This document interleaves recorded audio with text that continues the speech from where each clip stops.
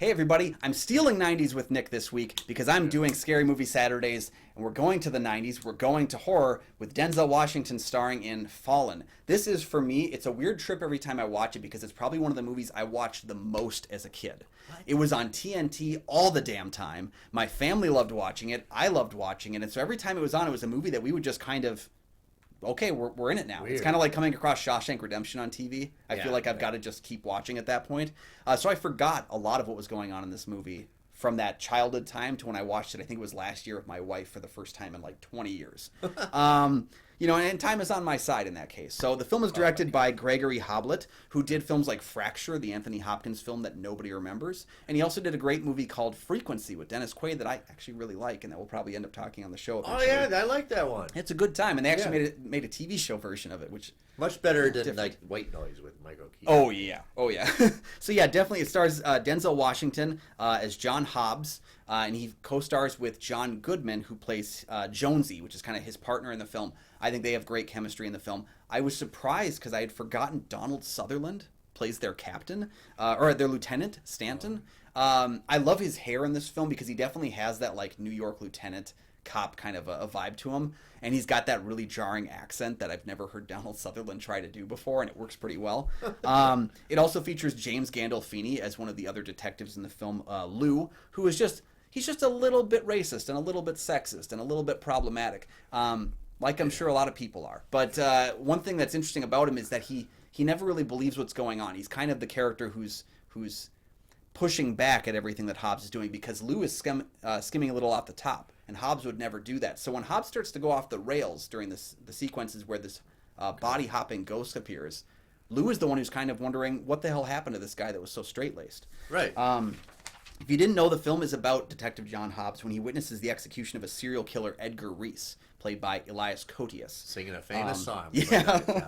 And when he thinks his latest case is close, he discovers that the man that died in that execution had the ability to body hop into other people and decides to go and terrorize Lieutenant Hobbs for all the things that he's done basically to put him in this situation. It's weird because you don't often see Denzel Washington in horror, and I would classify this film as horror. A lot of people say it's not, but it's supernatural, and it's about a serial killer that comes back in bodies to kill someone. We didn't put it in the horror section of the video store. No, and I don't think it is on. I don't think it is on like Letterboxd either. When I was looking through horror films to talk about, and I think it absolutely has horrific elements to it. There's some dull narration to the film, and I think narration that I think is only meant to set up a twist and a turn near the end of the film. And I don't like the end of this movie. I don't like the reveal that comes out of it because it feels like we've sent our character on a journey, and then we betrayed that journey with like a final little twist that felt more in line with like a Twilight Zone episode or Tales from the Crypt than a ending to a 2-hour movie. I'm actually curious because I was doing some research about the film, and there's a fan cut that was created called Azazel, which is the name of the demon that's hopping from body to body in the film. Shut up. There's a fan cut of this movie that removes the narration and actually removes the ending of the film and tweaks it in a different direction. And I'm very curious because those are my two biggest faults with the movie. And so the fact that someone else decided to fix that makes me interested in watching it. So if you have a copy of Azazel, let me know. Let me find out. Overall, though, I think it's a fun little horror film. It's nice to see these actors who aren't typically associated with horror doing something that's kind of down that vein. It's nice to see Denzel Washington kind of not playing that aggressively one-way character. He's always got a lot of like pomp and circumstance behind his performance, and I feel like this film is a film where he's more reserved and he's more, I guess, frightened because he doesn't really understand what's going on. And as a person who's got enough things going on right now, he's taking care of his divorced brother and his nephew in his home. They can't find a job, so he's really like, he's taking on a lot more than he needs to in his personal life, and to have him kind of crumble around that and fail to protect people in his life that are important to him is, I think, one of the strengths of the movie.